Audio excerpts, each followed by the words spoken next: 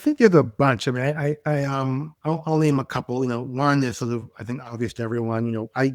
I came to Robinhood sort of in the tail end of the lockdown for the pandemic about 3.5 years ago, and so like everybody else, struggling with the new world of work and hybrid work, and what are the benefits and challenges of that kind of work. And I said to our staff early, there's no roadmap for this. I don't have a roadmap for this. No one's done this before, so we're going to make a bunch of mistakes. You got to be patient because we're trying something new. I thought I'll put that as one category.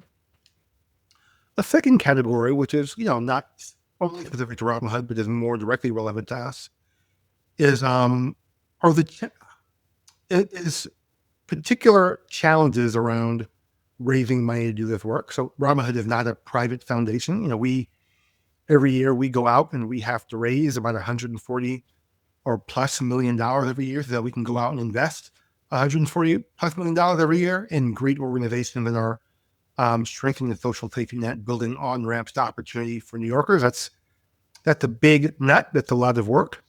And I can go into more some of the specific challenges are, but there are reasons why the way that we do that can't be the same as the way we've done that for the last 35 years.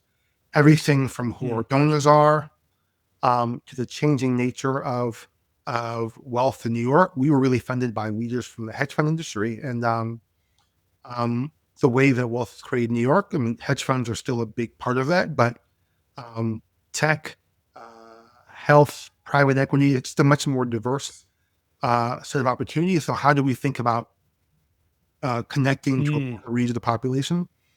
We have donors who are moved to Florida, moved to Texas, and how do you stay connected with those donors? How do you keep them engaged?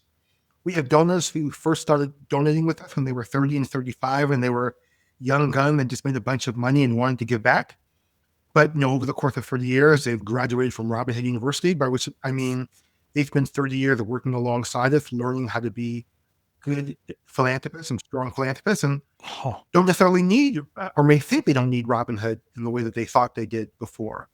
Whoa. It is I like, never would have thought of that. how do Whoa. we make sure that we're still, and I think we have a strong value proposition, even if you have a family foundation or a family office, but the work of communicating that proposition to someone who may think of us like a fund of funds and like, I don't need a fund of funds. I know how to identify good money managers. I don't need you. So I don't need you to identify good philanthropic. And I think there's a reason why we do that, but telling that story more effectively. So there are all these sort of challenges. So I think a lot of it is like a lot of work to build, to make sure that Robinhood is as robust an investor in poverty fighting in New York for the next 35 years as we were for the last 35 years, knowing that we can't raise money in the same way that we did before. And there's a lot more I can say about that, but